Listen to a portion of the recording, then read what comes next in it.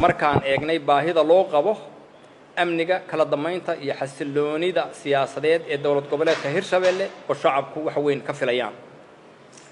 waxay wasaaradda arrimaha gudaha federaalka iyo dib u heshiisiintu soo jeedinaysaa qodobada hoos ku qoran kow in la tixgeliyo go'aankii baarlamaanka dowlad goboleedka Hirshabelle ee 14 bisha 8 2017 labo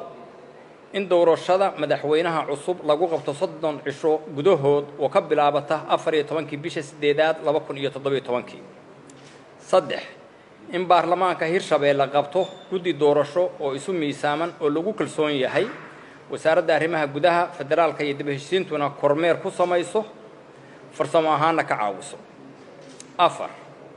in la adkeeyo amniga iyo kala damaynta xilliga kala guurka shan waxay wasaaradda arrimaha gudaha federaalka iyo dib u heshiisiinta soo dhaweynaysaa talada guddoonka iyo baarlamaanka Hirshabelle ee ah in kursiga madaxweynenimo ay u tartanto kaliya beesha Xawaadle waa mahadsantihiin